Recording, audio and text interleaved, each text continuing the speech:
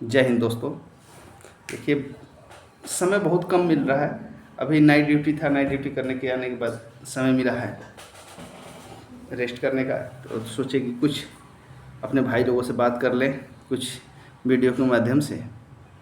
देखिए, हमारा तो वीडियो, हर एक वीडियो उन्हीं विद्यार्थियों के लिए होता है जिनको कुछ नहीं आता, जो गांव में हैं, जिनको कोई मतलब गाइडलाइंस देने वाले नहीं हैं।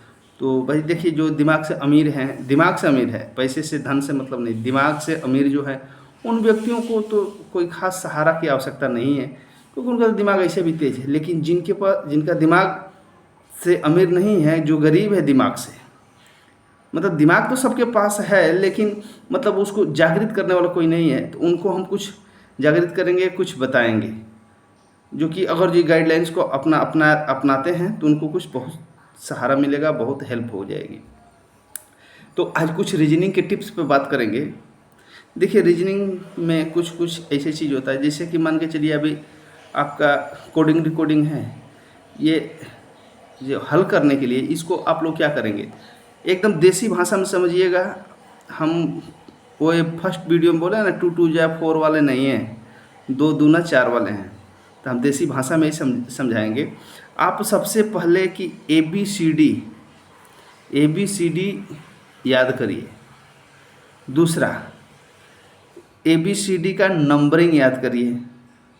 तीसरा, ए बी सी डी उल्टा याद करिए। चौथा, किस अक्षर के उल्टा कौन सा अक्षर होता है, जैसे ए के उल्टा क्या होता है, जेड, बी के उल्टा वाई, सी के उल्टा एक्स।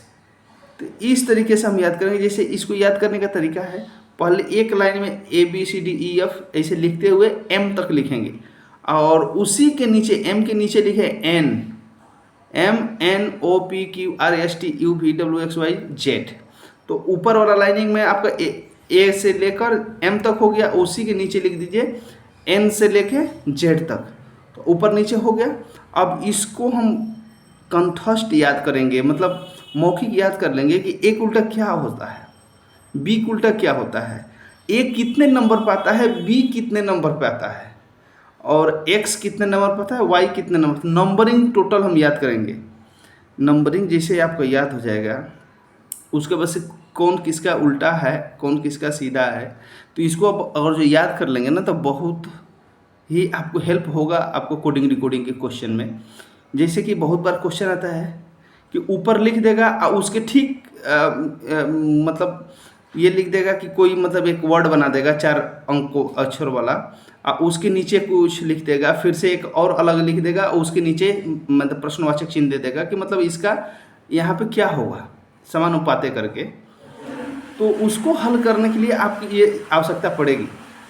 अब जब इसको हल करेंगे तो देखेंगे कि इसमें कौन सा फार्मूला लगा। जैसे मान लीजिए ए को डी लिखा है, यानी कि आपका ए 1 नंबर पर आ रहा है, उसमें 3 जोड़ दिया, 1 3 4, 4 पर डी आता है, तो 1 में 3 जोड़ा।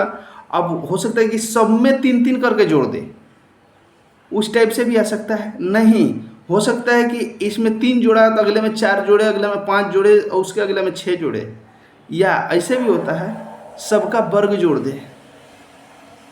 इस टाइप से हल करेंगे तो जो आगे वाला में दिया है तो उसी के समानुपाते में क्या होगा, उस तरीके से हल करेंगे। जो मतलब फार्मूला इसमें लगाया है वही फार्मूला हम उसमें लगाएंगे। आपका ये हो जाएगा कोडिंग डिकोडिंग के क्वेश्चन में। आप ए बी सी डी उल्टा सीधा नंबरिंग और याद कर लेंगे अच्छे तरह से। अब देखिए, थोड़ी सी हम बात करेंगे कैलेंडर में। हम उतना गहराइयों तक नहीं जाएंगे, लेकिन कुछ गहराई तक चलेंगे। सबसे पहले आपको समझना होगा सामान्य वर्ष और लिपि वर्ष क्या होता है। सामान्य वर्ष वो वर्ष, देखिए हम एकदम सीधा सीधा समझाएंगे, उसमें थोड़ा सा भी मतलब ज़्यादा सूत्र फार्मूला के चक्कर में नहीं पड़ना है। सामान्य वर्ष और लिपि वर्ष। सामान्य वर्ष किसे कहते हैं? सामान्य वर्ष उसे कहते हैं जो 4 के पहाड़ा में न आए, या 4 से विभाजित न हो। समझ गए? 4 से विभाजित, जैसे कि 2024, ये तो आपके 4 के पहाड़ा में कट सकता है। भाग जब दीजिएगा 2024 में 4 से, तो ये कट जाएगा, पूर्णतः विभाजित हो जाएगा। तो ये क्या है, आपका सामान्य वर्ष नहीं है, ये आपका लिपि वर्ष है। लिपि वर्ष जो पूर्णतः विभाजित हो जाए वो लिपि वर्ष है, और जो विभाजित नहीं हो वो सामान्य वर्ष है। अब सामान्य वर्ष का क्या होता है, सामान्य वर्ष में 28 दिन का फरवरी महीना होता है, उसमें माने 365 दिन ही होगा, किंतु लिपि वर्ष में 366 दिन का वर्ष होता है। एक दिन इसमें बढ़ जाता है, जैसे कि अब मान के चलिए 4 से हम 24 को काटे हैं, तो इस साल में हम लोग का फरवरी 29 दिन का था। तो इस तरीके से हम ध्यान रखेंगे कि कभी कभी ऐसा भी क्वेश्चन बनता है कि वर्ष इतना, अब बताएं कि ये लिपि वर्ष है या सामान्य वर्ष है।